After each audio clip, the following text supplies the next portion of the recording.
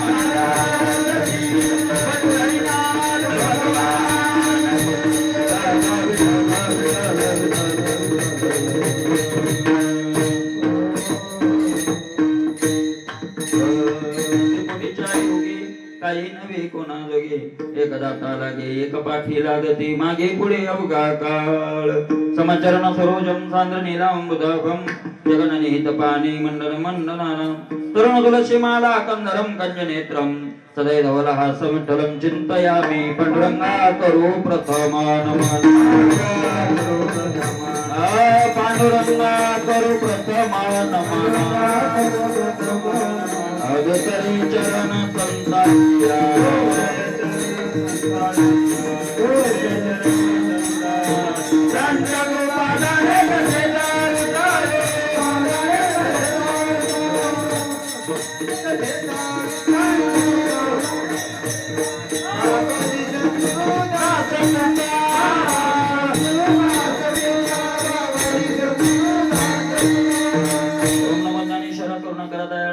तुमचा अनुग्रह लागलो पावन झालो चराचरी शिवरागी शिवक झालो तुमच्या लागलो निज चरणा अहो स्वामी तुकया देवा यावरी न करावा वेळ वचन ऐका कमळापती वचन ऐका कमळापती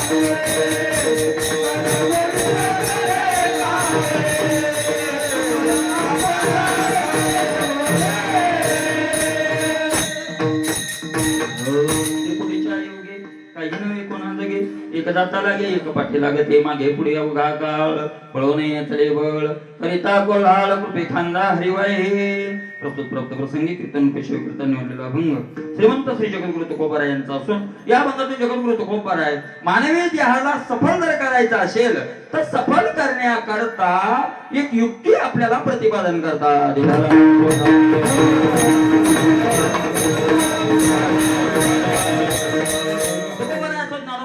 नाथ महाराज असो, नामदेव महाराज असो, सावता महाराज असो, गोरोबा काका असो, यच्चे यावत संतांचा एकच उद्देश आहे की यच्चे यावत मानवाचं जीवन सफल व्हावं. संत जे जगतात ते कशा करता जगतात? यच्चे यावत माणसाचं जीवन काय व्हावं? सफल व्हावं. संतांचा प्रामाणिक उद्देश आहे महाराज. संतांचा दुसरा काही उद्देश नाही, एक प्रामाणिक उद्देश आहे. यच्चे यावत संतांचा उद्देश आहे. एक सांगू, आपलं जीवन सफल व्हावं म्हणून ज्यांनी स्वतःच्या जीवनाला आग लावली ती संत. विठ्ठल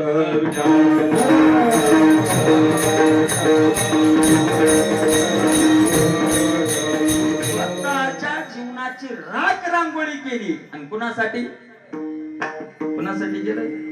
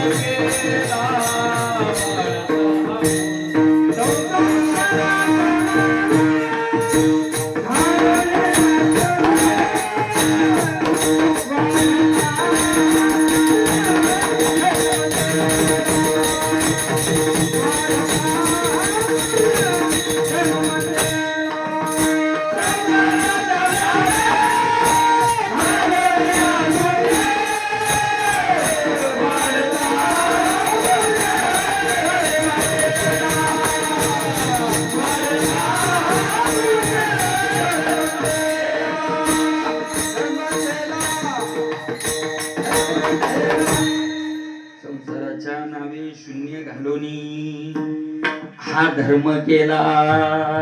कोणता धर्म केला?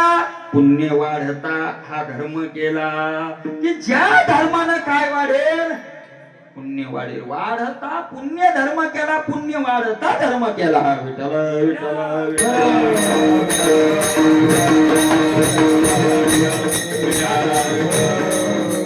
नवलाची गोष्ट आहे. नवलाची गोष्ट आहे. एखादा जर संत असेल, संत म्हणण्यापेक्षा साधक असेल आणि संसाराकडे दुर्लक्ष करून भगवंताची भक्ती करत असेल, एखादा संत अवताराला आलेले असतील, साधकाच्या भूमिकेतून दाखवून ते महाराज जर संसाराचा त्याग करून भक्ती करत असेल तर आपल्याला असं वाटतं महाराज इच्छा आहोत मानवाची इच्छा, संतांची इच्छा आणि इच्छा आहोत मानवाची इच्छा. मानवाची इच्छा असते यानं आमच्यासारखा संसार करावं आणि साधूची इच्छा काय असते? संसारिकानं आमच्यासारखा साधूचं जगाचं जे पटत नाही, साधूचं जगाचं जे तिरपट आलंय ते एकमेकाचे काय धुरे कोरलेत का? एकमेकाचे बांध शेजारी आहेत का? एकमेकाचा काही संबंध काय? तर त्याचं ते कारण आहे.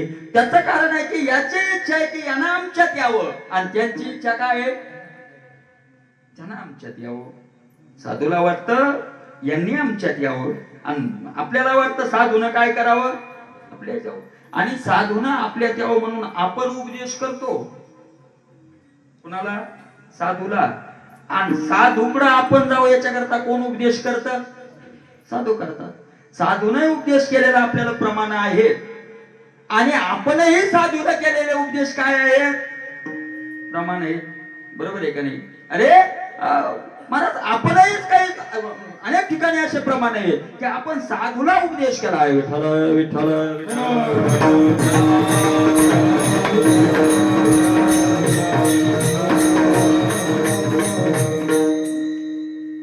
अनेक उपदेश आहेत. नामदेव महाराजांचा गाथा जर पाहिला तर नामदेव महाराजांना जो उपदेश केलाय संसारिकामधून तो उपदेश गोड आहे.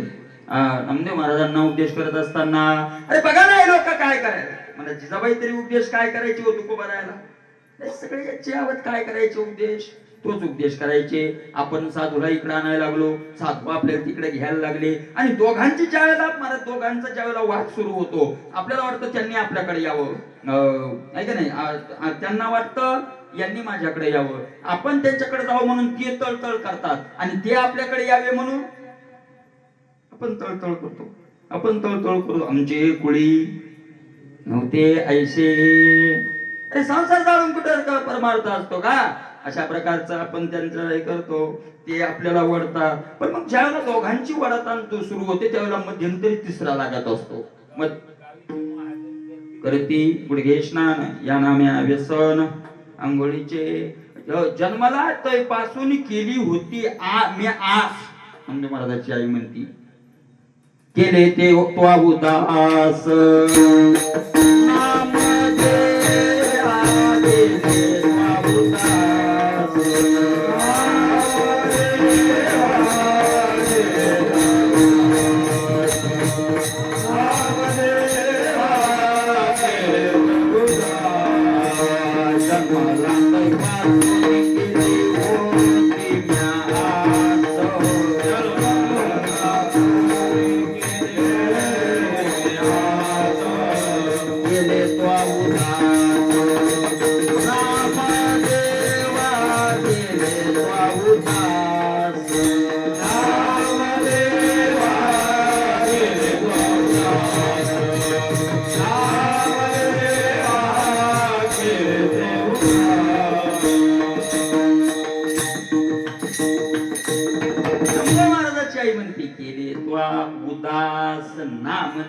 जन्माला पासून केली होती म्यास जन्माला त्यापासून मी आशा केली होती की माझा नामदेव काय करील चांगला संसार करील नवमास गर्भ उदरी वाहिलासी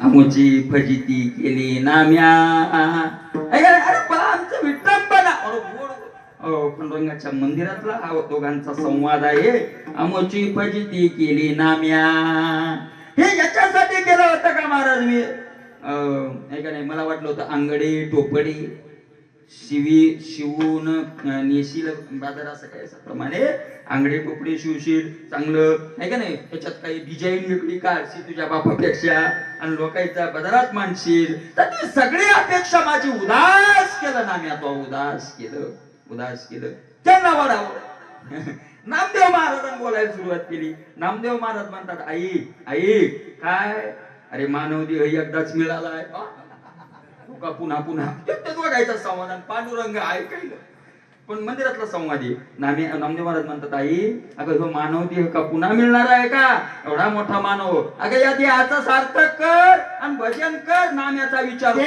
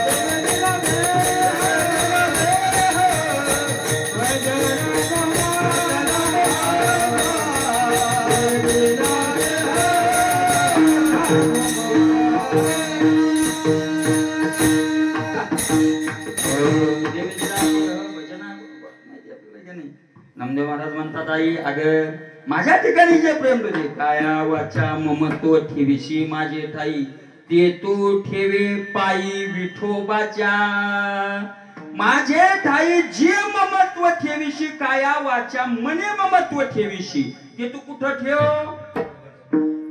ते तू ठेवे पायी विठोबाच्या तो तू जतारील हा माझा भरवसा माझा विठ्ठल दयाळू आहे कृपाळू आहे तो तुला काय करील तारुल नेईल नामदेव महाराजाची आई हाणून गेली म्हणती देवा अरे या महाराज पिस्सा लावला या पांडुरंगानं माझ्या पोराला काय करावं आणि अशा प्रकारे म्हणजे हे इकडे वळतात आणि ते काय म्हणतात ते म्हणतात काय संसार करता रे रात्रंदिवस संसार करायला लागले यानं तुमचं जीवन काय सफल होणार आहे का सफल होणार आहे का यानं यमाचा पाहुणा गाणे होय यमाचा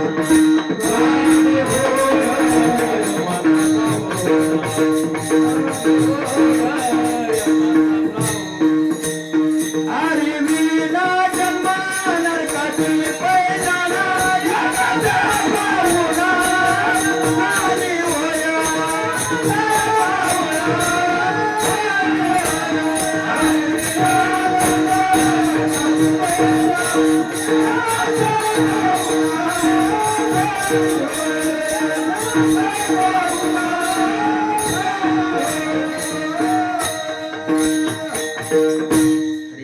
जन्म नरकाची पैजाना यमाचा पाहुणा प्राणी होय काय करताय महाराज तुम्ही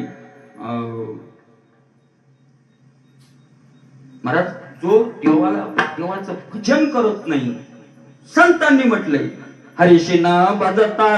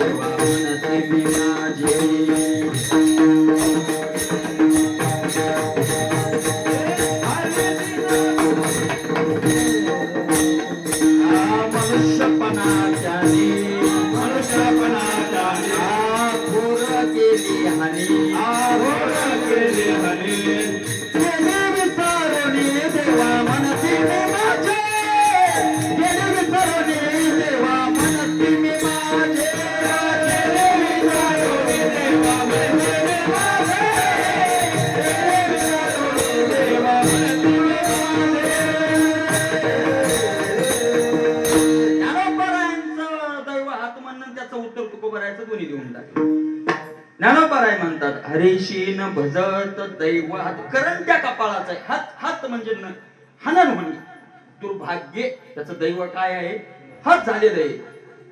भाग्यहीन येतो, कारण त्या कपाळाचा आहे. कारण ते कपाळ याचाच हात शब्दाचा असं आहे.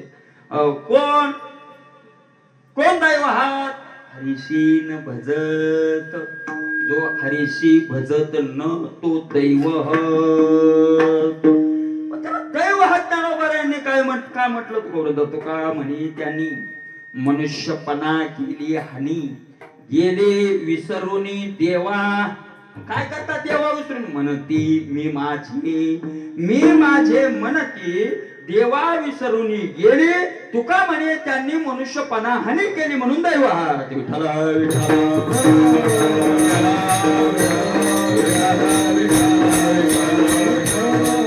अनेक प्रमाणात संतांनी आपल्याला उपदेश केला. संतांना वाटतं इकडे यावं. आणि महाराज एक असतं बरं का, ज्या वेळेला दोघांचं असं हे राहतं तेव्हा तिसरा लागतो मिटवायला. तिसरा मिटवायला कधी लागतो?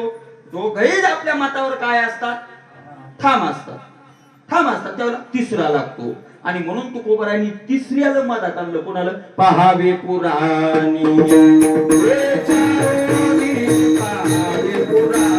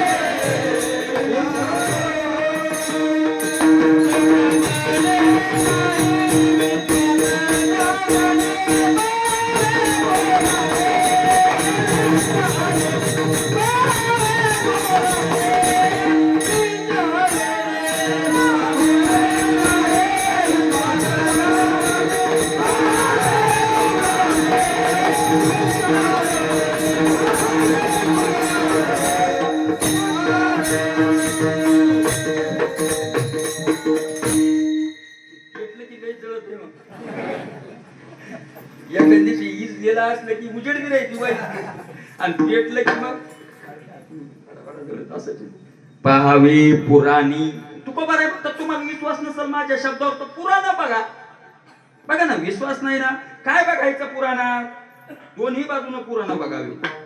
पहावे पुराणी विचारून म्हणजे एकाच बाजूने पुराण बघू नका. संसार केलेल्याचे उदाहरण पुराणात आले आणि परमार्थ केलेल्याचे उदाहरण पुराणात आले.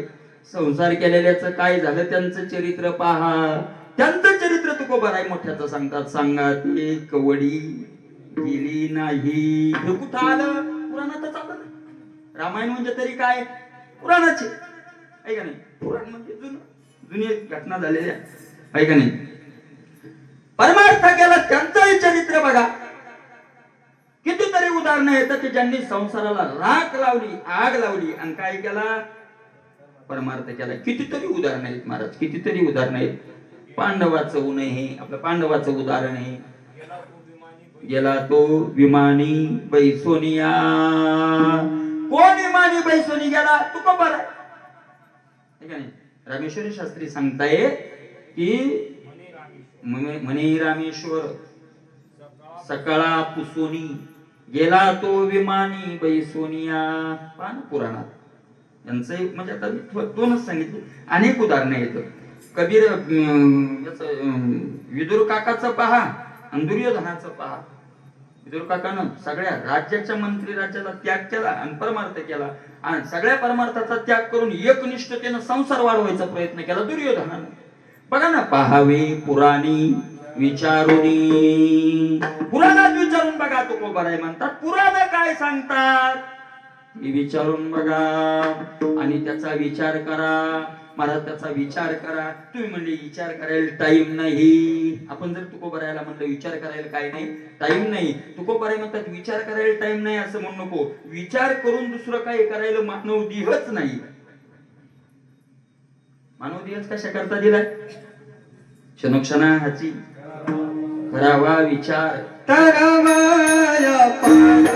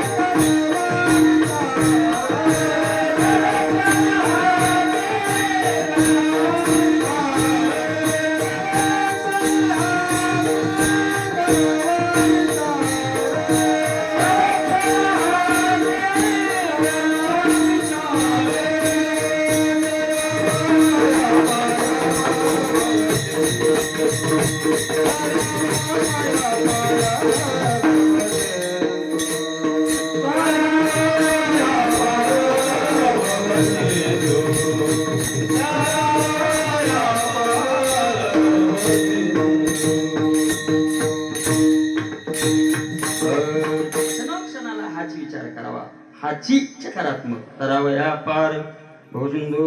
कसा कशा प्रकारचा विचार करावा, त्या विचाराचं स्वरूप काय आहे. ज्ञानोबरायने सतो विद्यते भावो ना भावो विद्यते सतः उभयोरूपी दृष्टवंतोस तो नयस्तत्वदर्शिवी. आता अर्जुना अनेक काही एक सांगेन मी ऐक.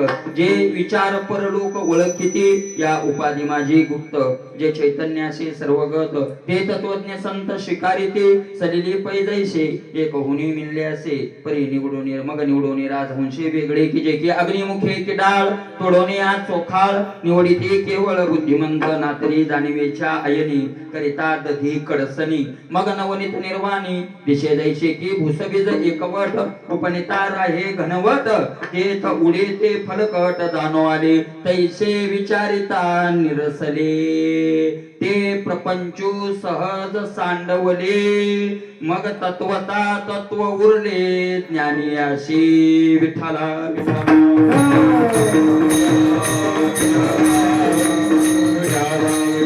सगळं विचाराचं स्वरूप ज्ञानोबरायांनी ज्ञानेश्वरीत आपल्याला सांगितलेलं आहे. महाराज विचार महत्वाचा आहे. तुकोबराय म्हणतात विचार नो हे नर खर तो तैसा पाठीभार वाये लेगाड तैसा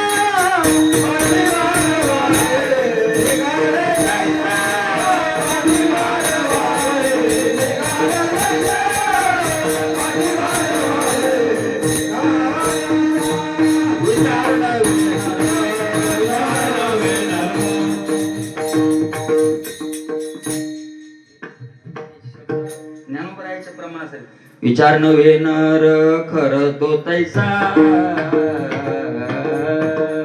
पाठी भार वाये बिगाड जैसा. खर म्हटलंय तुकोबरायाने केलं. अरे म्हणजे आम्ही विचार करत नाही तर असं कोण आहे. विचार करत नाही का आपण. पण तुकोबरायांचा तुम्ही जो विचार करताना तो विचार वाया जायचा विचार. का वाया जायचा विचार. विचार करिता वाया जाय काळ. कारण ती लटके ते मूळ फजितीचे. मूळ फजितीचा जर संसाराचा विचार केला तर ते विचार कोण करत नाही महाराज. विचार क्षणाक्षणाला ते विचार महत्वाचा आहे. तैसे विचारिता निरसले ते प्रपंच सहज सांडवले मग तत्वता तत्व उरले ज्ञानी असी हा विचारोनी अहंकार सांडिजे मग अस्तीच उपाज्ञ अस्तीच वस्तू होईजे तरी आपुली स्वस्ती सहजे आपण केली. आहे का नाही. अनेक प्रकाराने विचाराचं स्वरूप ज्ञानोबराय तुकोबरायांनी प्रगट केलेला आहे. विचार करावा म्हणजे विचार कशाचा करावा. मी कोण हा ऐसा करावा विचार म्हणे ज्ञानेश्वर निवृत्तीचा. मी कोण विचार करावा. मी कोण मी कोण मी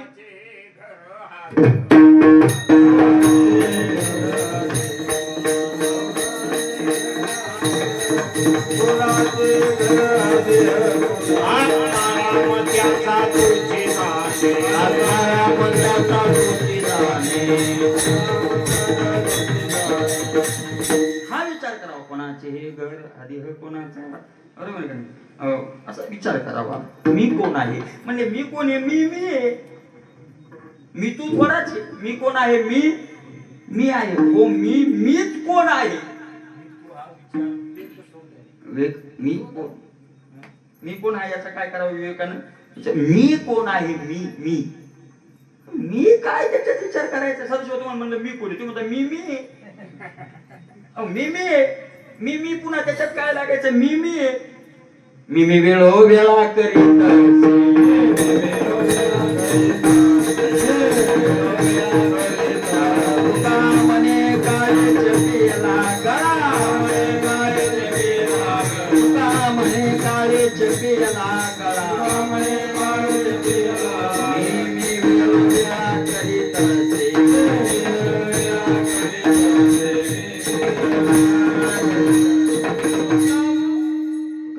काळी शेती याला गळा आणि पुन्हा मी वेळोवेळा करीत अशी मी किती वेळा दिवसभरात आपण मी किती वेळेस म्हणत असं तरी अंदाज 10-15 वाऱ्या 15 वाऱ्या म्हणत असं फक्त मी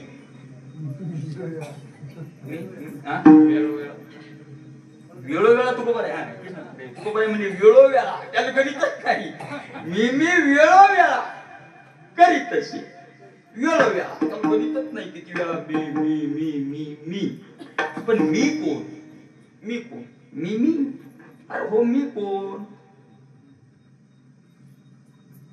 मग म्हणजे मी दाखवा मी कोण मी दाखवा ना तर मी आपल्याला दाखवता येत नाही पण शरीराला मी म्हणतो थोडक्यात मी म्हणणं दोष नाही मी म्हणावं मी म्हणणं दोष नाही शरीराला मी म्हणणं दोष मी म्हणणं थोडा दोष आहे मी म्हणणं दोष आहे का तू का बरं आहे संत म्हणणे का मी वासुदेव तत्वता कळो येईल विचारिता आहे ठाऊका सभाग्य संता नाही तुझा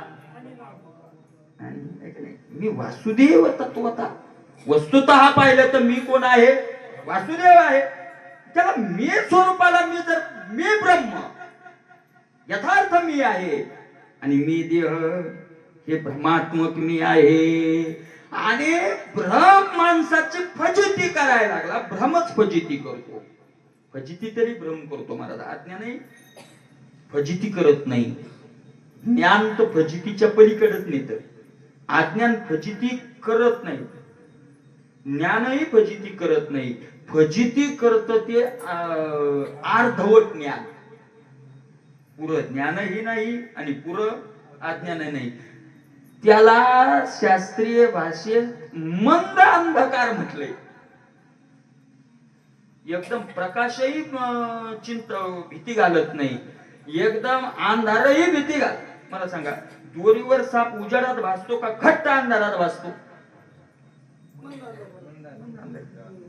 अरे उजाडात तर दोरीच दिसते आणि अंधारात सर्प दिसत तर दोरी कुठं सर्प दिसायली अंधारात सर्पही काय दिसत नाही माणूस म्हणजे तो पाय घेऊन जाते एखाद्या वेळेस सर्पावर काहीतरी नरम लागलं म्हणून माग पाहिलं उजेड आणून तो काय होता सर्प म्हणजे समोर असून सर्प दिसला नाही तो दोरी सर्प भासेल का म्हणजे प्रकाशातही लख प्रकाशातही भास नाही घट्ट अंधारातही भास नाही भास कुठं होतो मंद अंधकारात आणि या मंद अंधकारालाच ब्रह्मज्ञान म्हटलंय विठ्ठल विठ्ठल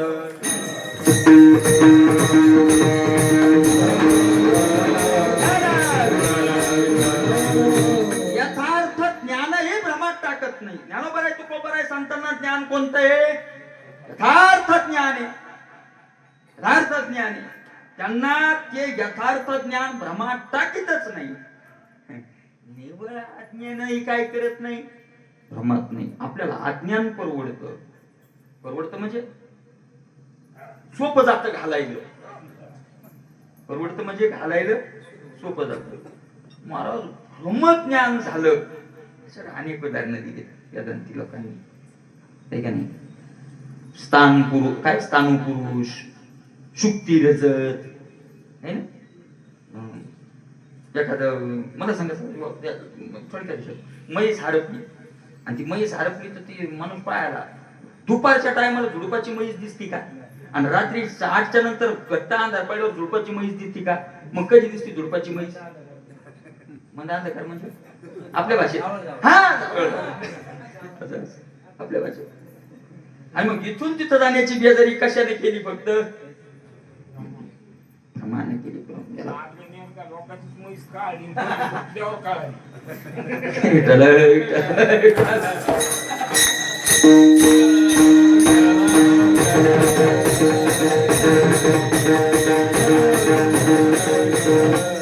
मंद अंधकार माणसाला भ्रम झालाय, भ्रम. आणि तो भ्रम एवढाच फक्त झालाय की भ्रमालाच आपण यथार्थ मानायला लागलो. भ्रमालाच काय मानायला लागलो? यथार्थ. आणि महाराज एकदा भ्रमात पडला ना की त्या सगळाच भ्रम होतो. मग ते ऐका पुढचं तसं नसणं तसं दिसणं याचं नाव भ्रम. जसं नसणं तसं दिसणं याचं नाव काय? भ्रम आहे. तुकोबरायांनी जसं नसतं तसं दिसतं आपल्या चुकीमुळं त्याच्यावर दृष्टांत दिलाय. तुकोबराय म्हणतात, भोवंडी सरिषे अवघे भोवंताची दिशे, अवघे भोवंताची दिशे, अवघे भोवंताची दिशे. भोवंडी सरिषे अवघे भोवंताची दिशे,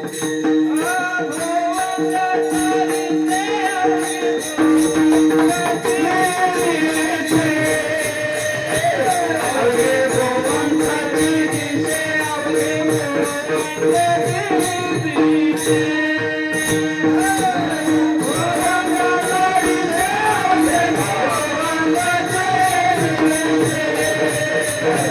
अवघे भोवंताची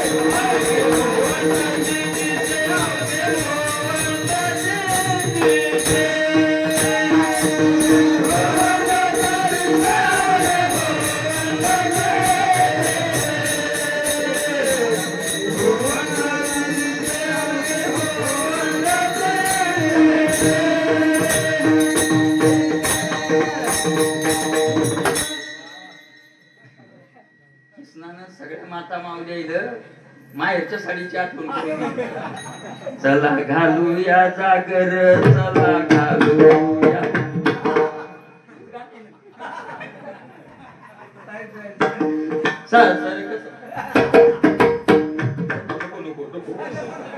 मग उद्या घरी तिकडे म्हणू अशा प्रकारचे भोवंती सरिसे अवघे भोवंतची दिशे तुकोबरायांनी दृष्टांत दिला.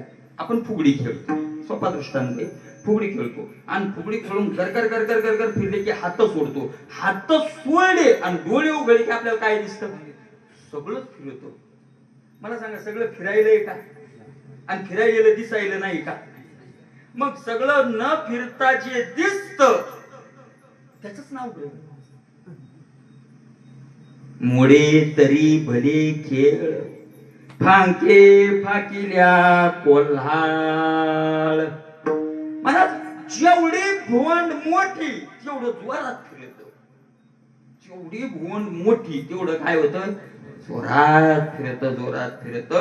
मला तसा भ्रम होतो, माणसाला भ्रम होतो. आणि तो भ्रम घालायचा लागेल तर त्याला लागतो विचार, सतत विचार, सतत विचार. सर्व सुख गोडी, सर्व शास्त्र निवडी, रिकामा अर्धगडी लटिका व्यवहार सर्व हा संसार पाया एक झार हरिवे मी हे ऐसी काय जाती अवघड किती पाहता किती अवघड आणि पाहता किती अवघड दोन्ही असते का त्याच्या पाहता किती अवघड आणि पाहता किती अवघड जर टेन्शन घेऊन पाहायला गेलो तो किती अवघड आणि सहज पाहता म्हणजे विचाराने पाहायला गेलो तर किती अवघड विठ्ठल विठ्ठल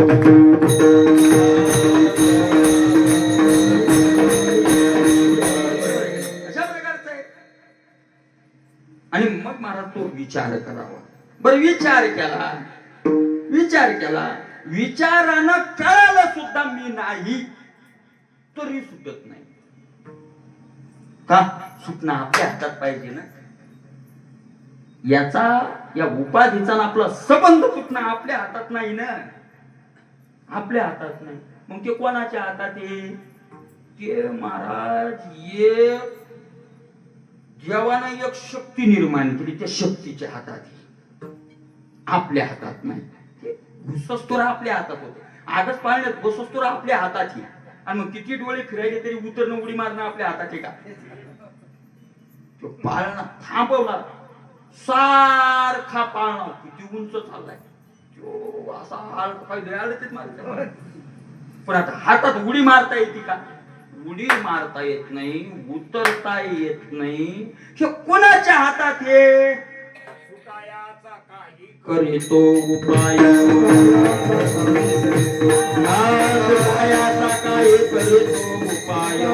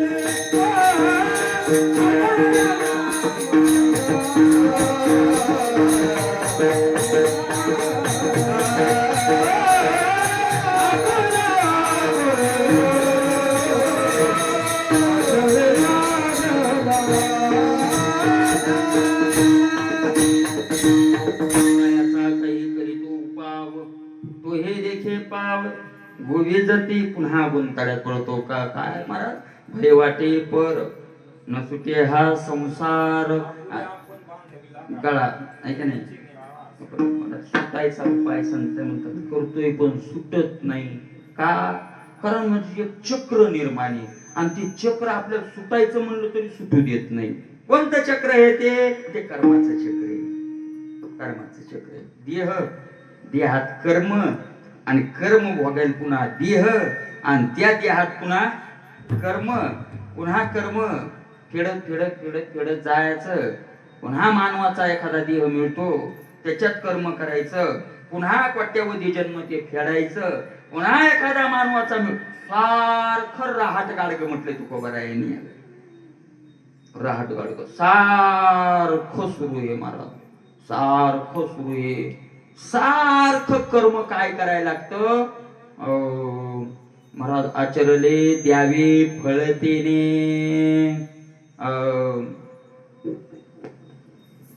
विठ्ठल विठ्ठल विठ्ठल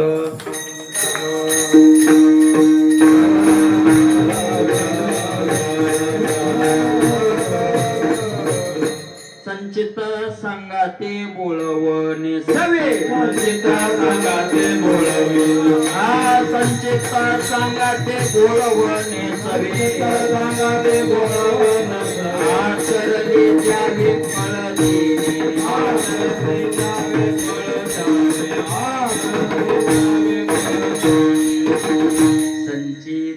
सांगा ते बोलवणे सगळे बोलवणे म्हणजे वाटा लावले संकोच आपल्याला आचरले द्यावे.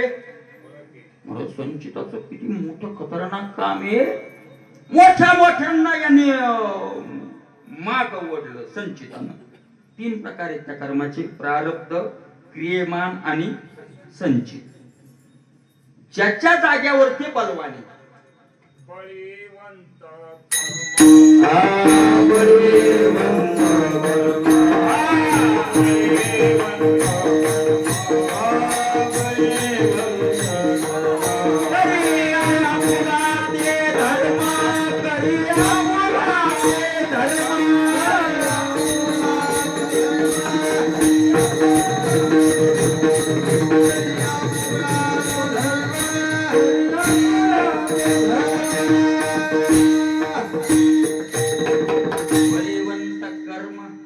करे आपुला ते धर्म आपला करी.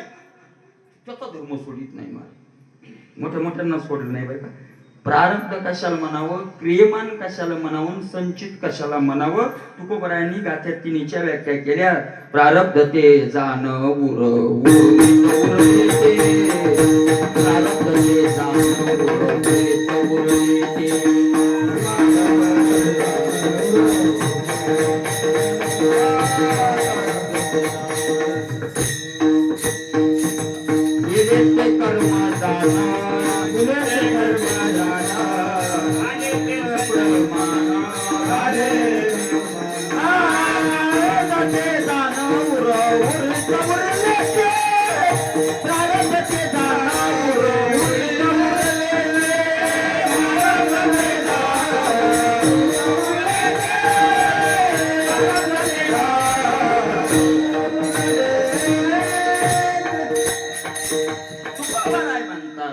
झाले ते क्रियमान, केले ते संचित मन. प्रारब्ध ते जाण उरीत उरले ते केलं ते क्रियमान. माणूस क्रियमानाला आयुष्य किती आहे माहितीये का? एका अर्ध्या क्षणाचंही नाही. क्रियमान म्हणजे आत्ता आत्ता माणूस तो आत्ता पूर्ण होत नाही. तो शब्द संचितात गेला. झाला जमा संचित. संचित म्हणजे साचलेलं. लगेच माग साचत जाते. क्रियमान चालू, क्षणाला श्वासाला क्रियमान चालू आणि क्रियमानाचं संचित चालू. संचितातून भोगायला जेवढा हिस्सा बाहेर काढला त्याला काय म्हणतात? प्रारब्ध. मला संचित आणि मोठ्या डोक्यात आणलं. आपल्यासारख्याला काय घेतात? मोठ्या कोणाला आणलं? देवाला आणलं. यात नवल नाही. देवाच्या बायकोला आणलं. देवाला आणलं देवाच्या बायकोला काय दुष्ट आचरण होते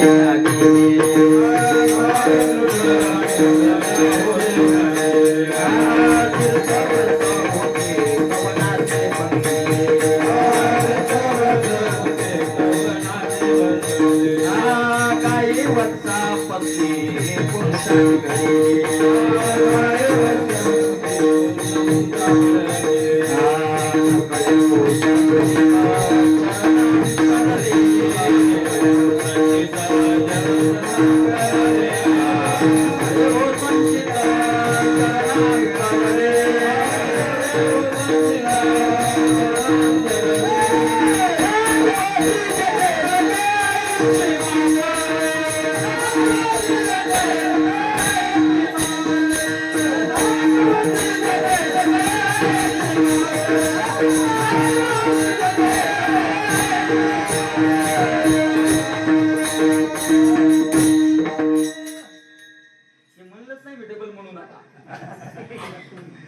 काय दुष्ट चरण होते म्याचे तीर्थे व्रते होते कमनाचे बनविले.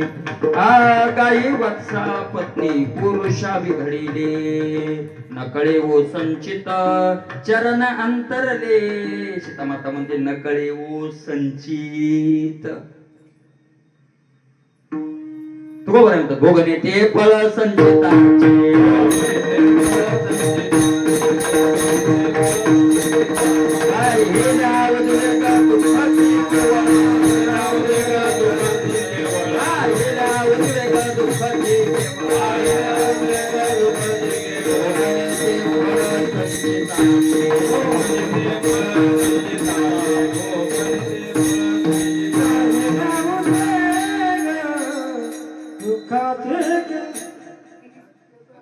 पहिल्या भोगणे ते फळ संचिताचे, कारण तुम्ही 8:15 सुरुवात केली, 10:15 आपल्याला शेवट करायचा.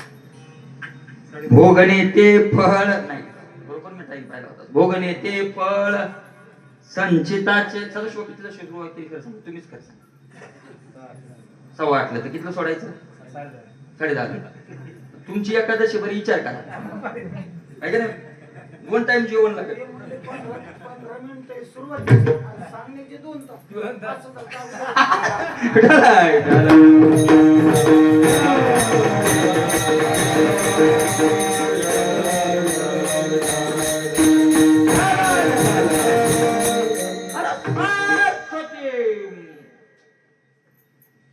बांधीलच राहतो, बांधील सुटायचा सुटूच शकत नाही, असं झालंय, सुटूच शकत नाही. किती या संचिताचं खूप गाथा ज्ञानेश्वरीत वर्णन आलं महाराज.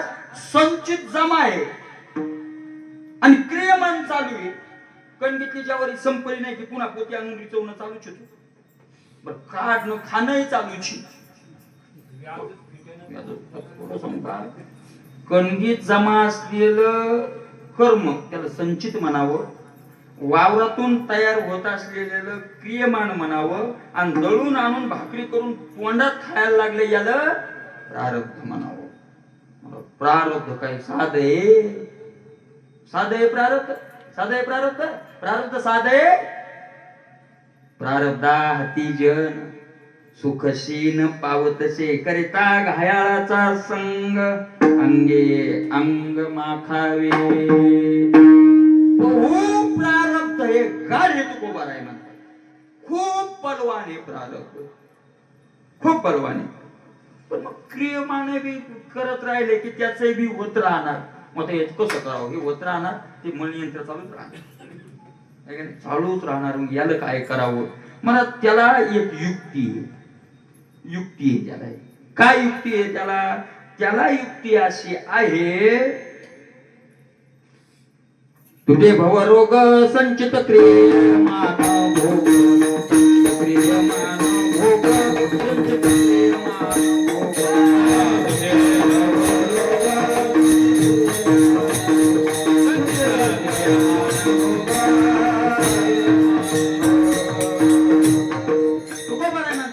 तुटे भवरोग, तुटे संचित, तुटे क्रियमान, तुटे प्रारब्ध भोग.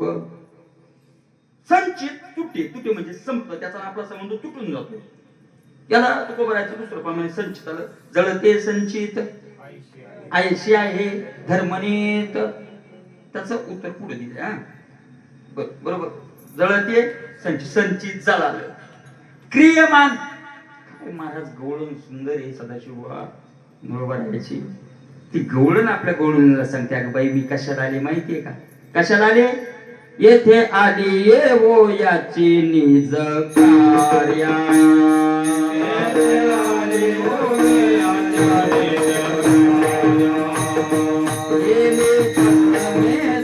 मागील भोकाया.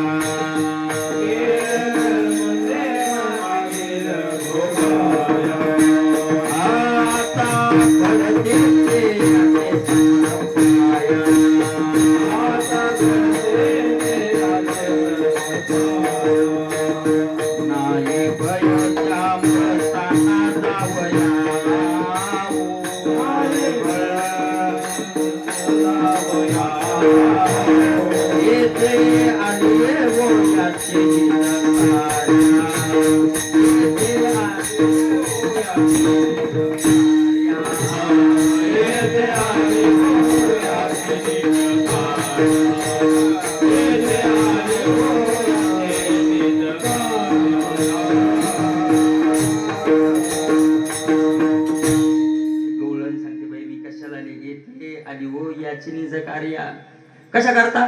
केली कर्मी ती मागील भोगाया, मागील कर्मी केली ती भोगाया आली. बर, पुन्हा मागचाच भोगायचं का? नाही नाही, आता घडती ते याते समर्पाया.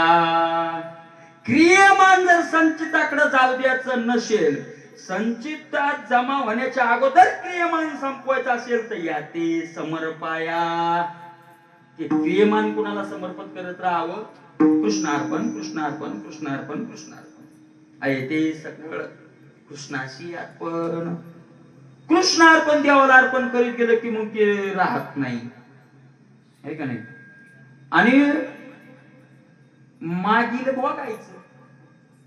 बघ, संचित जळालं, क्रियमान पाप पुण्य क्रियमानाचं लागू दिलं नाही, बरोबर आहे का नाही? पाप पुण्य क्रियमानाचं लागू द्यायचं नाही आणि प्रारब्ध भोगून संपवायचं. प्रारब्ध तर भोगूनच संपवावं लागतं. प्रारब्धाला दुसरा इलाज नाही. इलाजच नाही असं मी म्हणलो नाही. इलाज नाही, इलाज नाही, इलाजच नाही असं नाही. बरं, इलाजच नाही असं नाही, इलाज नाही. महाराज होईन तो भोगी ना आपलं. प्रारब्ध भोगूनच नाही, भोगून संपवावं लागतं. प्रारब्ध भोगून संपवावं लागतं. आणि पण भोगूनच नाही संपवावं लागतं, भोगून संपवावं लागतं. मग भोगून नाही संपवलं तर न भोगताही संपत. विठ्ठल विठ्ठल हरी कृपेचा नाशना, हरी कृपेचा एका जनार्दनी भोग प्रारब्धाचा, एका जनार्दनी भोग प्रारब्धाचा, हरी कृपेचा नाश झाला,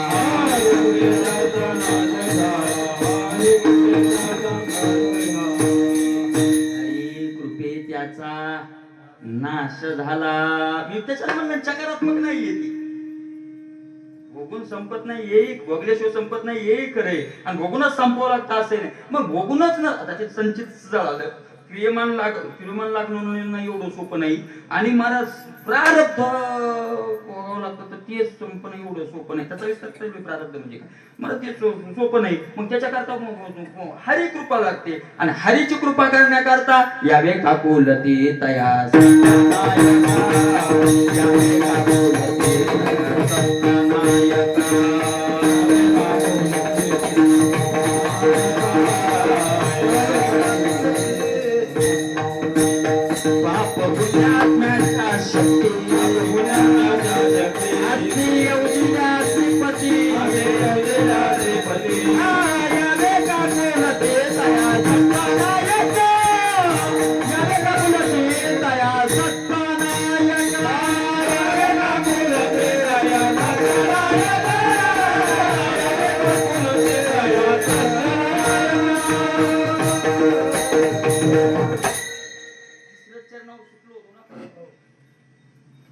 पहिलं आणि दुसरं झालं होतं, तिसरं पाप पुण्यात्म्याचे. मग त्याच्याकरता हरीची कृपा लागते. हरीच्या कृपेकरता यावे काकुलती, लोटांगण घालावं देवाच्या चरणावर. यावे काकुलती.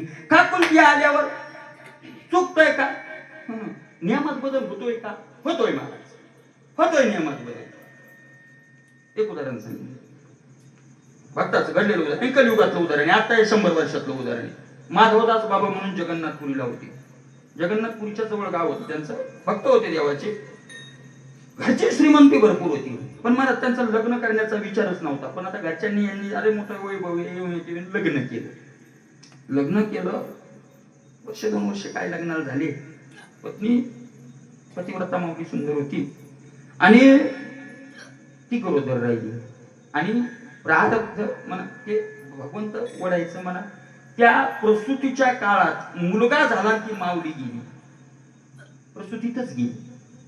मुलगा वाचला आणि ती माऊली गेली. आता आग्रह केला दुसऱ्या लोकांनी, काय नका पाहू, आता मी म्हणणारच नाही दुसरं, ते झालं तर शेवटच गेलो.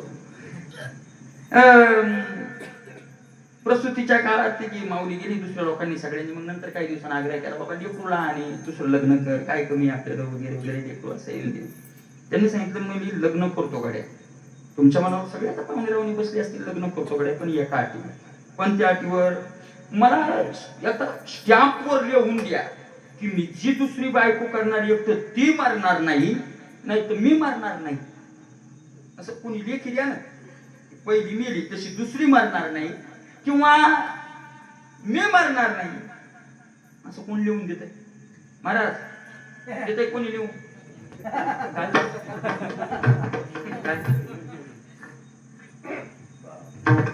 देते का लिहून? कोण लिहून देते महाराज? कोण लिहून? नाही देहाचा महाराज मग ते म्हणजे मी करणार नाही. ते लेकरू आणि लेकरात धागा गुंतलेला होता. असं एक दिवशी मोठं झाड होतं आंब्याचं वगैरे, मला झाडाखाली बुडाला शिट्ट्या का देऊन बसते बघून त्याचं चिंतन करत, काही चिंतन आणि काही मुलाची चिंता. हे लय अवघडे मंद वैरागी भोगावतो, भोगल्या जात नाही, सोडावतो हिंमत होत नाही. हे कसं आहे मंद वैरागी, कसं आहे माहितीये का? दात पळलेल्या माणसाला ऊस खावा वाटण्यासारखं आपल्या भाषेत. लोक म्हणजे काय सगळ्याला देण टाकून तिथं मग वापसून ती दिपली ती चिवटी चाकायला चाकायला ती व्यक्त तिचा रसही निघालं, म्हणजे टाकून द्यावं हे वाटलं वाटायले आणि गोडी सुट नाही. या म्हणतात मंद व्हायला गेलं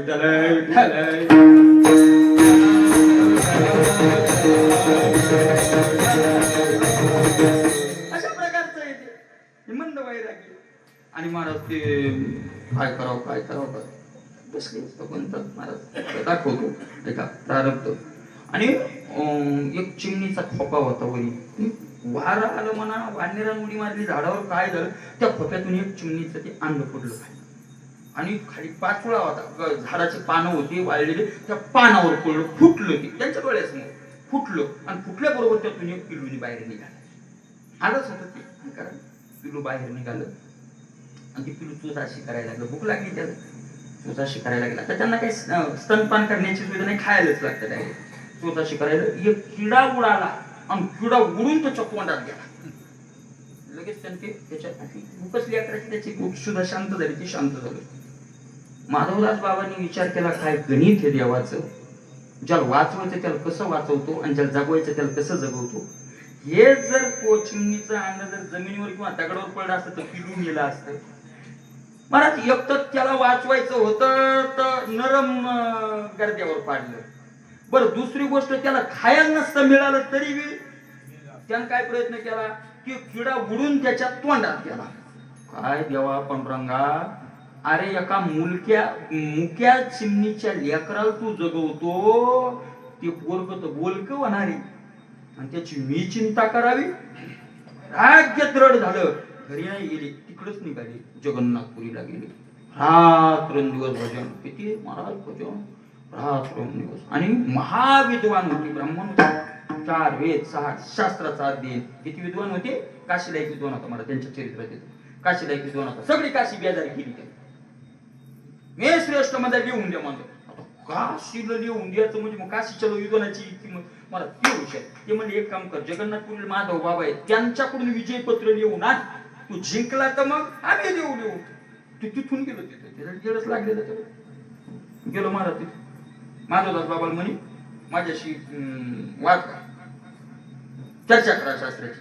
ते म्हणजे का, पण मी बाबा शास्त्र मी सोडून दिलं, की मी आपला राम करायला, त्या भगवंताचं भजन करायला सांगितलं. नाही मला तुमच्याकडून विजयपत्र लिहून न्यायचंय जिंकून.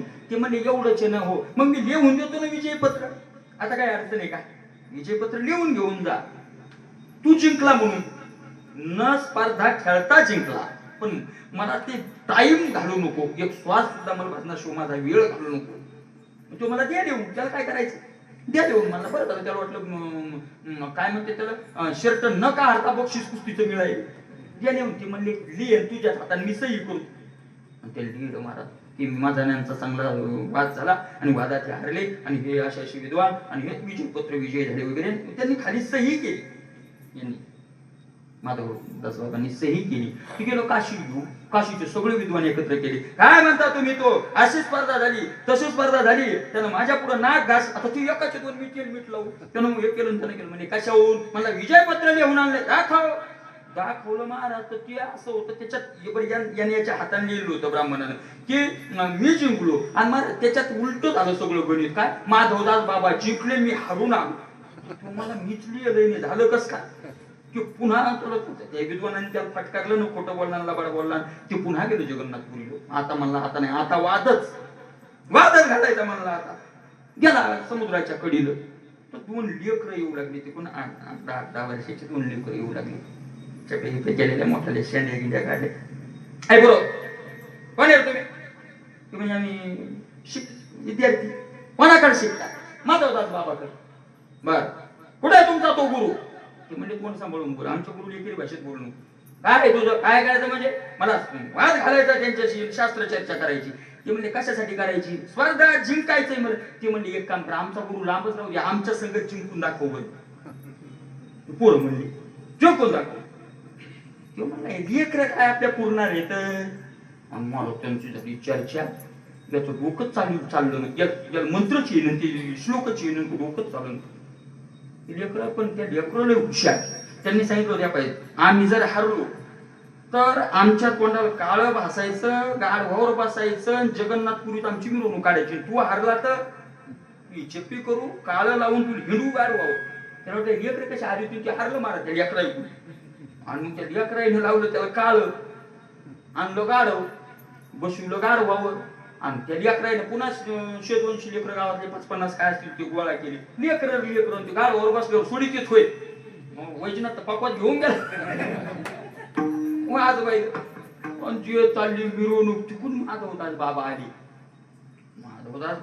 माधवदास बाबानं पाहिलं ते पंडित हे काळं लावून काय हिंडायला गावावर आणि याच्या मागे लेकरं याला आपण विजय पत्र लिहून दिलं होतं याला काय झालं आणि जवळ गेले ओ बाबा ओ पंडित बाबा ओ का फिरायला लागले गाढवावर काय झालं तो म्हणला काय झालं म्हणू नका तुमच्या विद्यार्थ्यांना हरवलं कुठं विद्यार्थी आमचे पाहिले तर ती पोरं हे तुमचे 2 हे पाहिले माधवदास बाबांना ओळखलं महाराज ते भगवान कृष्ण बलराम दादा होते साधू कोण नव्हतं भगवान कृष्ण माधवदास बाबाचं वात्सल्य होतं प्रेम होतं डोळे वाचले देवावर डोळे वाचले की देव गेले पळून बलराम दादांचे पळालेले म्हणजे आता मालक आला गेले पळून महाराज माधवदास बाबांना स्नान घातलं काल तोंडाचं देव का विजय पत्र लिहून तो म्हणला तुमचा अधिकार ओळखला देव तुम्ही मला सांगा ती पोरं कोण होती ते म्हणे तू भाग्यवान कडे एक बलराम दादा होते आणि दुसरे कृष्ण होते तो पुढे झाला हा अधिकार हे एवढी विद्वत्ता त्यांची आणि भजन केलं महाराज त्यांना अतिसार नावाची बिमारी झाली प्रारब्ध अतिसार म्हणजे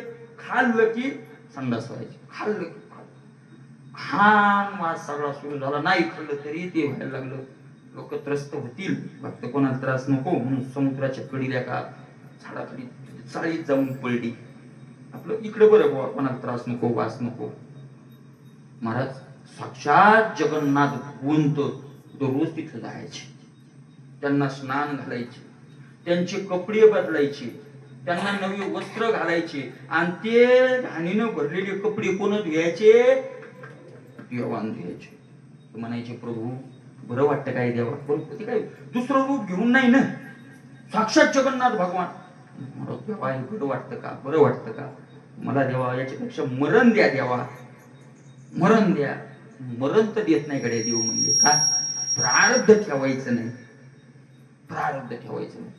प्रारब्ध भोगून संपवायचं मग देवा भोगू द्या ना तुम्ही येऊ नका आणि मग दिवस जीवनभर भजन केल्याचं फळ काय मला कसं जेवण गोड लागेल मला गप सेवा करू द्या तुम्ही जन्मभर मला काय करू द्या नाही माझी सेवा केली गप मला सेवा करू द्या 15 दिवस धुतले महाराज 15 दिवस लक्ष्मी माता भेटली लक्ष्मी माता म्हणली तेव्हा काय तुम्ही सत्ताधारी येतो सत्ताधारी काय करता येत नाही एक तर त्याची संडास बंद करा नाही तर देहाचा त्याचा विभक्तपणा करा घ्या तुमच्या जवळ त्याला म्हणजे नाही लक्ष्मी दोन्ही करत नाही लक्ष्मी मातेने उत्तर दुसरं दिलं म्हणून पुन्हा लक्ष्मी माते सांगेल तिला उत्तर दिलं म्हणजे करत नाही का अगं मला आनंद आहे दुनियात दुनियात आनंद ती म्हणजे तुला सांग किती आनंद किती ज्या वेळेला तू रुक्मिणी होती आणि आपल्याला मुलगा झाला होता कोणता प्रद्युम्न नावाचा त्या प्रद्युम्नाचे बाळातील कपडे धुताना जेवढा आनंद तुला व्हायचा तेवढा आनंद मला माधव बाबाचे कपडे धुताना होता. माझं लेकरू वेगळं ते माईला आनंद होणार नाही का गोष्ट आहे. मला 15 दिवस एक दिवस माधव बाबांना अंबरडाच पडला, देवा आता नाही, देवा आता मी श्वासच घेत नाही, दिवस ठेवीत नाही. तुम्ही एवढी 15 दिवस झाले. देव म्हणले प्रारब्ध भोगल्याशिवाय होत नाही, प्रारब्ध भोगायला लागेल. मला देव म्हणले एक काम करा, काय प्रारब्ध भोगून संपवायचं, मी घाण धुवावी हेही तुम्हाला वाटत नाही. म्हणले नाही वाटत. देवानं संकल्प केला आणि माधवदास बाबाचं पुढचं प्रारब्ध 15 दिवसाचं स्वतःच्या अंगावर घेतलं. कोण भोगलं प्रारब्ध पुढचं? भगवंतानं भोगलं. भगवंतानं आज सुद्धा ज्येष्ठ पौर्णिमा ते आषाढ अमावस्या असं काहीतरी 15 दिवसाचा काळ आहे. 15 दिवस जगन्नाथाचं मंदिर बंद असतं, कारण जगन्नाथ भगवंत आजही 15 दिवस बिमार असतात. कुणाचं प्रारब्ध भोगाय देत ते? हरे कृपे त्याचा नाश झाला, हरे कृपे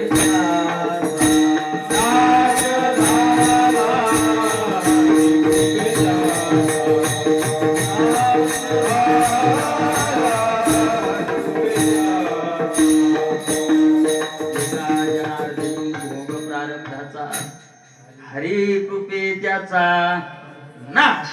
नाश होतो म्हणजे प्रारब्धाचा नाश होत नसतो, तो स्वतःकडे घेतो, स्वतःकडे घेतो. हे एक उत्तर त्याचं. हरीच्या कृपेनं तो हरी भोगतो. महाराज आपण सकाळीच उदाहरण ऐकलं भागवतात. अंबरीशीचं 10 जन्माचं प्रारब्ध कोण भोगले? कोण भोगले? अंबरीशी कारणी जन्म 10 घेतले. कोण घेतले 10? हे 10 अवताराचं वर्णन 10 अवतार देवाचे, ते देवाच्या कर्माचे नाही. तर कोणाचं कर्म आहे? अंबरीशीचं कर्म आहे, शापात्मक कर्म आहे. आणि ते कोणाला भोगावं लागलं? देवाला भोगावं लागलं नाही, आनंदानं भोगलं. भोगावं लागणं वेगळं. मी माझ्या भक्ताचं कर्म मी भोगणार. काय एकादशीचं वर्णन? द्वादशी कारणी काय? अंबरीशा कारणी द्वादशीचा छंद, तिने परमानंद प्रगटला. महाराज वर्णन करतात. भोगलं प्रारब्ध त्यांनी. अनेक भक्तांचे उदाहरण येत. प्रारब्ध काय केलंय देवानं? भोगलं. हा झाला पहिलं उत्तर. प्रारब्ध देव भोगतो. संचित जळालं. क्रियमान भक्तांना देवाला अर्पण केल्यामुळे क्रियमान लागलं नाही, तर दोन्हीचा संबंध तुटलेला आहे. फक्त अडचण आहे प्रारब्धाची. मग प्रारब्धाची अडचण आहे, तर दुसरी एक बाजू आहे त्याची, ती प्रारब्ध चुकवायची. का? प्रारब्ध 2 प्रकारचं, पापात्मक आणि पुण्यात्मक. काय असतं? जरी नियमात घालायचं असलं, पण ते नियम लावायचे कधी हे सत्ताधाऱ्याच्या हातात असतं. म्हणून यावे काकुल ती तया सत्ता नाही का? सत्ता नाही काल काकूल त्याला देत तू अंगावर घेईल, नाही तर त्यात बदल करील. महाराज पापात्मक प्रारब्ध अशा जागी भोगायला देईल की ते पुण्याचं फळ देऊन जाईल, अनुकूल होऊन जाईल. मला सांगा, एकच उदाहरण सांगतो. अर्जुनाला शाप दिला स्वर्गात. कथा सगळ्यांना माहिती आहे.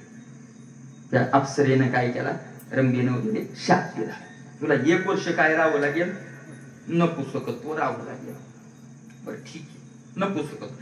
महाराज काय माणसं प्रश्न विचारतात, हे प्रश्न विचारतात बरं का, जर प्रारब्ध आमचं आम्हाला भोगायचं असतं, मग भजन करून काय फायदा आहे? प्रारब्ध तर भजन केलं तरी काय करावं लागेल? भोगावंच लागेल. पण मग भजन करून काय फायदा आहे? त्याचा एक फायदा आहे. महाराज स्वप्नात प्रारब्ध भोगून घेतलं अशी उदाहरण आहे. सत्ताधारी येतो, त्याच्या मनावर येईल. स्वप्नात प्रारब्ध भोगून घेतलं. आणि कसं हरिराम बाबा नामधारक महात्मा, आता 30-35 वर्षाची गोष्ट. स्वप्न पडलं त्यांना एक दिवस, आणि 50-50 माणसं येऊन काठ्याने मारलं त्यांना. स्वप्न मारलं, जीवच घेतला. ते डायरेक्ट देवाला कृष्णाशी साक्षात्कारी होती. देवाला सकाळी म्हणजे, देवा मी कधी चिंतन नाही, काय नाही, म्हणून स्वप्न असे का पडावे? स्वप्न असे ते म्हणले बाबा तुम्हाला जागृतीत एवढ्या लोकांनी येऊन जीव मारावा असं तुमचं प्रारब्ध होतं ते स्वप्नात करून घेतले. स्वप्नात महाराज भक्ताला जर एखादं वाईट स्वप्न पडलं, आपण लय खालचा विचार करतो. भक्त जर असेल, आपण देवाचं नाम घेत असेल, देवावर आपली श्रद्धा असेल, तर स्वप्न पडलं तर उद्या असं घडतं का काय असं चिंता करू नये. उद्या असं घडणार होतं ते आज रातच्याच संपलं असा विचार करावा. विठ्ठल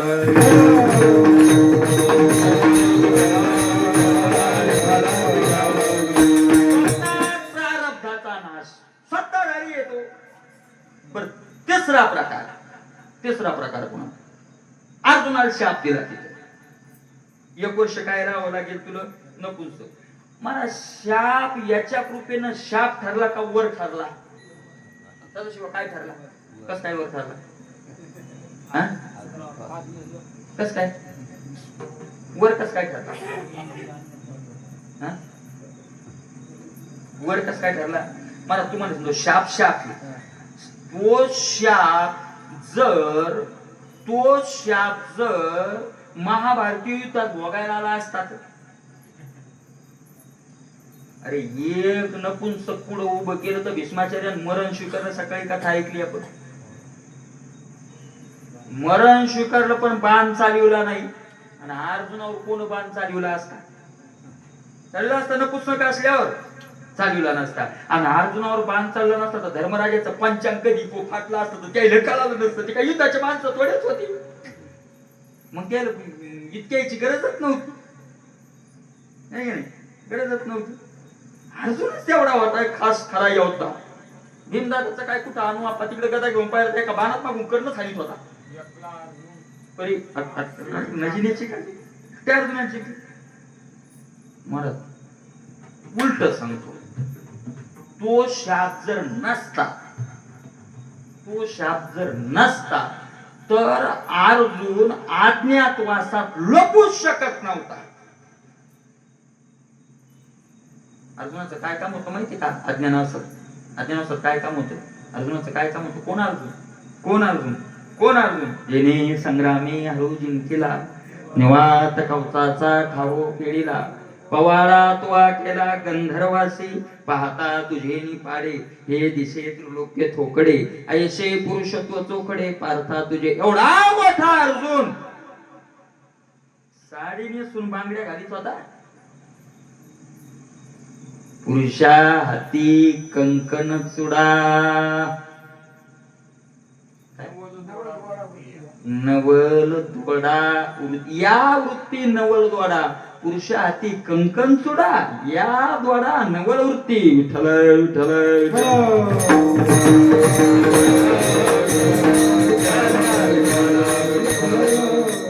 घालूच शकत नव्हता. आणि अर्जुनाच्या हातात जोपर्यंत सुडान हे नव्हतं तो त्याचा तो गांडीव सुटत नव्हतं. आणि गांडीव सुटत नव्हतं तर मग एका क्षणातच ओळखल्या जात होता तो. सुरू काय लपत असतो हे का नाही?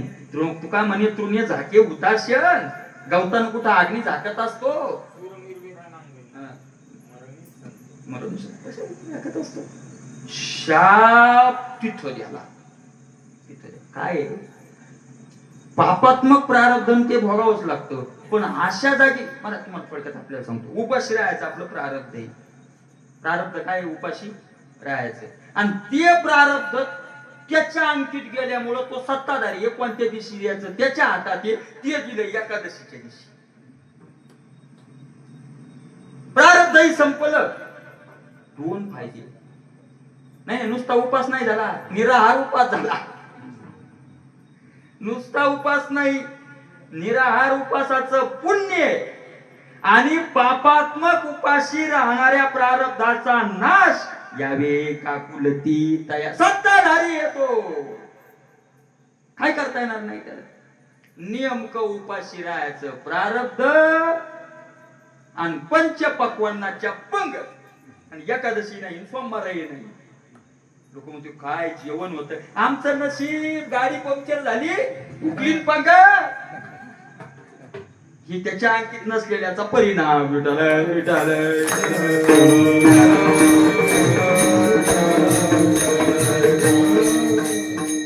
ज्ञानोबरायचा सिद्धांत आहे. ज्ञानोबरायची भूमी आहे.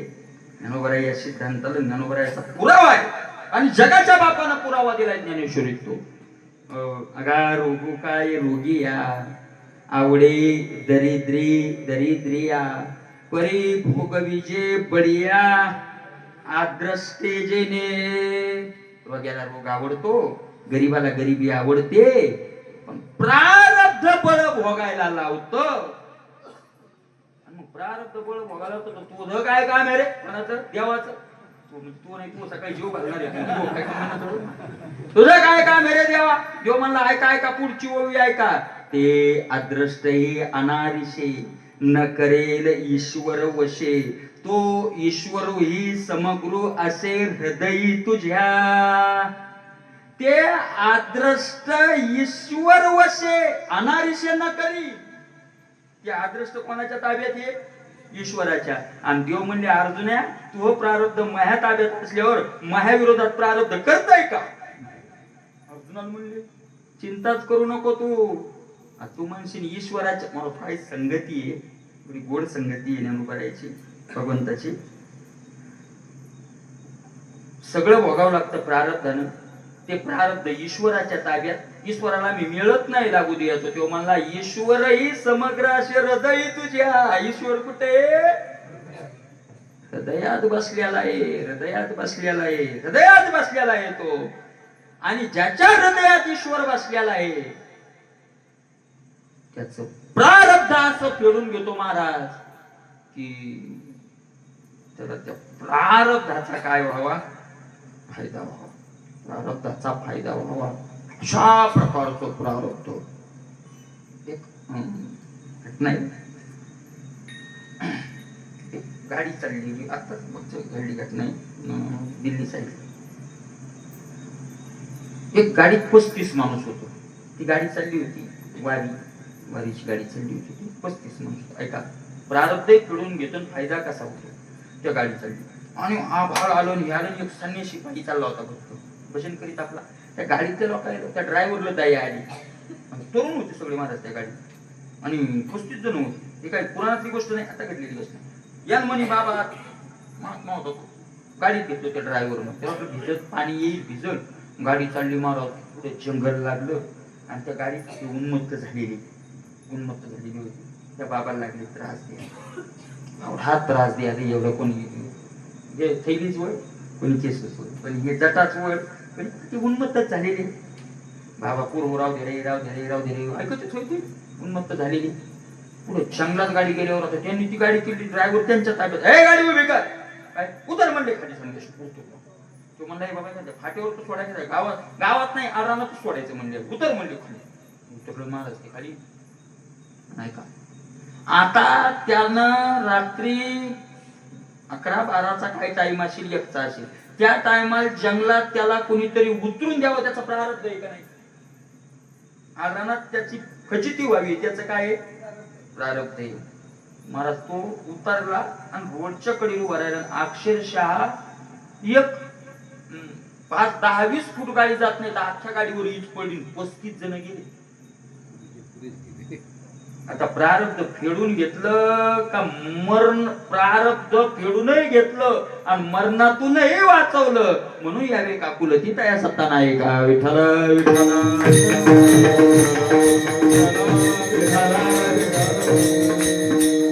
जगाच्या बापाची युक्ती आहे महाराज. म्हणून तर भक्ताला तो म्हणतोय अनन्यास चिंतयन्तो माम ये जना पर्युपास. अनन्यास चिंतयन्तो माम अनन्यास यजना चिंतयतो. ये जना म्हणजे हे जगातल्या लोक मला अनन्य भावना तुम्ही माझं काय करा चिंतन करा. ज्या लोकांनी विचारलं विद्वानांनी चिंतन केल्याचा फायदा तुझं चिंतन केल्याचा. महाराज अहमत्वा सर्व पापेभ्यो मोक्ष इष्यामि मा शुचः. अहम म्हणजे मी काय करतो सर्व पापेभ्यो सगळ्या पापाचा त्याचा नाश करतो आणि मोक्ष इष्यामि त्याला काय देतो मोक्ष देतो. अरे पण मोक्ष देण्याकरता शुद्ध करावं लागतं. मा शुचः मी त्याला काय बनवतो शुद्ध बनवतो. कशाच्या आधारावर म्हणतो शुद्ध बनवतो? असेच कागद खालीवरी करून सत्ताधारी येतो, कुठेही बसवतो. हे सत्ताधारी आहे महाराज. तुम्हाला एक सांगू का, फक्त जो जर खरंच त्याच्या आधीन गेलो ना, पण त्याच्या अंकित झालो ना, तुम्हाला एक सांगू का, एकच पांडुरंगाकडे दररोज. पण मला ते म्हणूनही चालत नाही, म्हणूनही चालत नाही. म्हणतो तर खरंच आपण तसं दृढ जर राहिलं ना महाराज, अनुकूल प्रारब्ध आणि प्रतिकूल प्रारब्ध. प्रतिकूलाचा तर काही कोणाला त्रासच नसतो, प्रतिकूल संपवलंच काय नाही. माणसं म्हणतात ना, ज्ञानोबाईच म्हणे, सुखाच्या दिवस कोणी गणी जातो का? कोटी दिवस सुखाचे आले कोणी मोजतय का? दिवस कठीण कोणते जातात? दुःखाचेच जातात, दुःखाचेच जातात. आणि दुःखाचे दिवस कठीण जाऊ द्यायचे नसतील, दुःखाचे दिवस कठीण नाही, दुःखाचे दिवस सुखात बदलायचे असतील, तर त्याच्या अंकित व्हावं लागेल. कुठे व्हावं लागेल? त्याच्या अंकित. त्याच्या अंकित झाल्यावर दुःख ते कैसे नये स्वप्नाशी,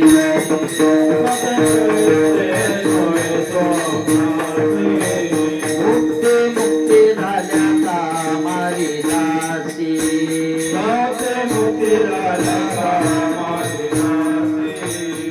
त्याचे वर्म तो आम्हा पाची, तुके राहिलासी प्रेमाची. त्याचे वर्म तो आम्हा पाची, तुके राहिलासी प्रेमाची.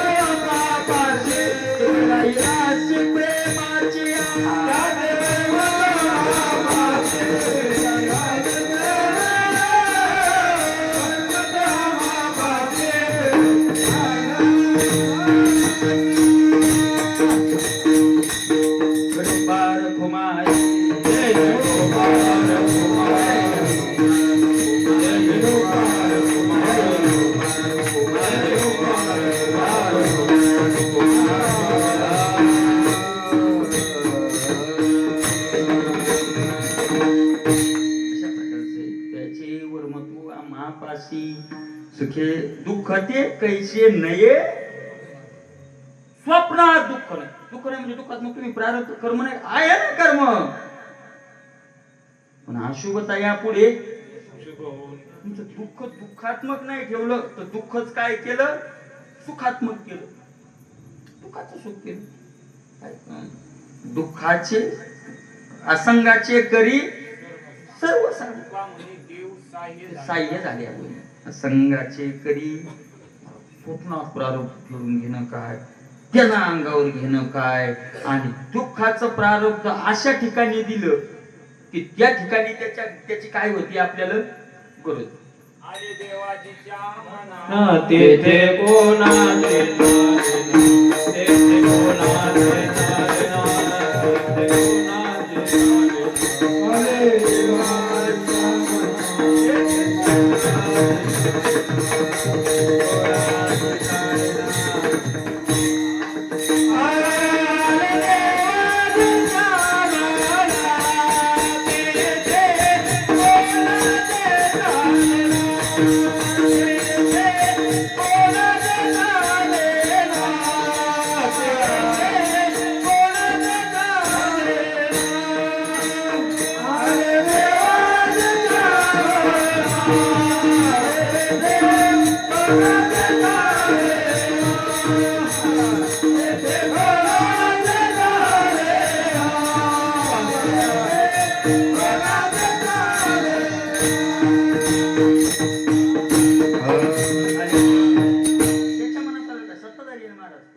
मग त्याला आपण काय करावं?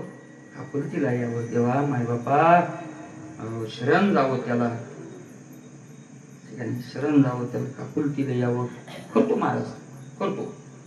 शरणागता वज्रपंजर अभय दाना तू उदार. मला जीवनभर भीक मागायचं प्रारब्ध आहे. ऐका, एकाच जीवनभर भीक मागायचं प्रारब्ध आहे. त्याच्या प्रारब्धात त्याने जीवनभर काय तो कसं करतो हा संघाचा सांग बुवा ते सांगतो मी. जीवनभर प्रारब्ध कशाचं आहे? भीक मागायचं. यानं काय केलं महाराज? युक्ती केली. लय युक्त्याला रे सगळ्या पळवाटा कोणाचे आहेत? त्याच्याच. त्यानं युक्ती केली. काय युक्ती केली? त्याला केलं संन्यासी ताकू. त्याचं जन्मभर प्रारब्ध काय होतं? भीक मागायचं. याने त्याला केलं संन्यासी. भीक मागितली नाही का? पण भीक म्हणून मला राहिली मधुकरी. भिकाची काय केली? भिकाची काय केली? मधुकरी. भीक काय मधुकरी काय? तो आम्ही त्याला भीक म्हणतो, तुम्ही त्याला मधुकरी नाव दिलं. एवढाच फरक. पण मागास लागतेच ना. मागवत पण मधुकरी. अरे नाही नाही नाही नाही नाही नाही. दुःखात्मक सुखात्मक कसं केलं?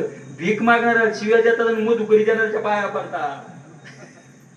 विकन मधुकरी काय नुसते शब्द नाही ते.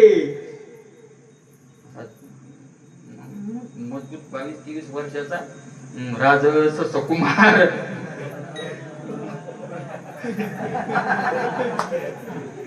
मगनाचा पुतळा. आठवणी विठवणी बांधीला निंदाचा असा चिरमून आला. माये एक भाकर देव. माय म्हणती ए चांगला दिसायला बापा आमचा चार तिकात यनभराची कांदा काही का भाकरी मागायला. म्हणती का नाही माय? म्हणती का नाही माय? सांगा तुम्ही. म्हणती का नाही? सदाशिव तितकं सदाशिवासाठी दर्शक काकडी हो. आणि ती बाई बोलल्या जाते येईल काही गरज होती का? गेली ती. काय झालं? पण बाबा सदाशिव योग केवढा मोठा गोवा पोत उचलतो ह्यो कुंटलाच भाकरी मागायला. ए कुठं लाय तू काऊन रे विचार. आहे का नाही बेइज्जती? आहे का नाही बेइज्जती? बेइज्जती आहे का नाही? आणि भगवे कपडे घातले. माय एक भाकर दे. त्या नाही माहिती. माय म्हणती माय बापा 7वा आलाय आणि हातावर कशी खातो. या बाबा बाबा या माय या वयात बरीच तुम्हाला जेवण बुद्धी दिली व कस वय बदललं नाही, शरीर बदललं नाही, देवानं युक्ती बदलली.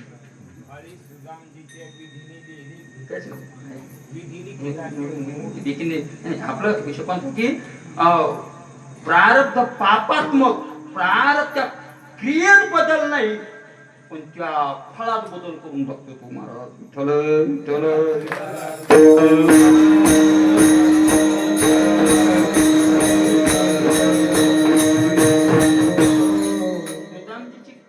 क्रियाच बदलून टाकली.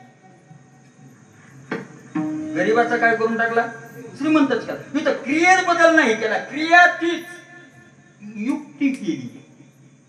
पापात्मक प्रारब्ध अनुकूल करून टाकलं. असंगाचे करी सर्व सांग. लोक दर्शन महाराज लोक म्हणते कसं तेज हे तापाचा आताच म्हणून लागला पाहिजे तो बराचशी खातून काय पाहणं कसं तापाचं आहे. आपली बसली ना जात मरण पाहणं बुवा कसा भजन करायला. तू भजन करो का न करो पण याची युक्ती आहे ना तो याचा आहे ना. तेषामहं समुद्धर्ता मृत्यू संसार सागर भवामी न चिरात पार्थ. कोणाला? मय्यावेशित चेतसा जो मज होय. कोणाचे न निवारी मज अनन्येश होय शरण त्याचे निवारी मी जन्म मरण. या लागी शरणागता शरण्य नेचे एक भगवंत म्हणतात. सत्ताधारी येतो किती उदाहरण काही करा तुम्हाला ठरलं काय अडचण आहे त्याला. म्हणून काय करावं आपल्या हातात एकच आहे महाराज. काय तू का म्हणे आम्ही भाकावी करू ना आहे तू राणा आमच्या हातात एकच आहे. यावे का पुढे तर रोज त्याच्या पुढे जाऊ देवा आम्ही तुझ्या अंकित बाबा. तोंडान का होईना तुला म्हणतो. आमची जर फजिती झाली तर आम्ही तुझी म्हणतो तुझी किंमत जाईल. आहे का नाही महाराज?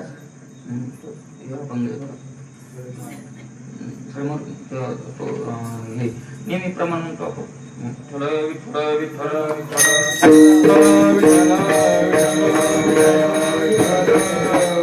चौकड्याचं प्रमाणे चौकड्याचं प्रमाणे ते प्रमाणाचा अर्थ असा आहे की त्याच्या अंकित झालं रे झालं, आणि जर इज्जत गेली तर स्वामीची जाते. सेवकाची जर फजिती झाली तर इज्जत कोणाची जाते? स्वामीची जाते, मालकाची जाते. मालक बघून फक्त आपण त्याचं काय व्हावं दास यावे का कुलती. आणि मला त्या शक्ती त्यानंच निर्माण केल्या, कधी वापरायच्या आणि कशा वापरायच्या, ज्या निर्माण केल्या त्या निर्माण त्याच्या हातात असतं. म्हणून पाप पुण्यात्म्याच्या शक्ती असती योजिल्या श्रीपती यावे का कुलती तया कीर्तनकाराशी. साडेदहा वाजले ना, यावे का कुलती तया सत्ता नाही का. तुका बरं तुम्ही कुठं बोलता? तुका उभा पहिलं थडी तरी हे प्रकार निवडी घातिल्या सांगडी. तुका बऱ्या होतात मी पलीकडे कडीला गेलो. आणि तुम्हाला येण्याकरता अनेक नाव आहेत, ताप आहेत, सांगडी आहेत, अनेक आहे का नाही नावा भगवंताच्या नावाच्या नावा तयार केलेले आहेत. या ऐती नाव बैसा या आणि फक्त नामरूपी नाव बसा. हो या आणि ती नाव या त्या नावात या आणि नावत बसून आपल्याला तुम्हाला पलीकडून येतो. कोणतं नाव घ्यावं ते विठोबा रुक्माई नाव घ्या. देवाचं घ्या का संताचं घ्या? कोणतं घ्या? ज्ञानेश्वर माऊली.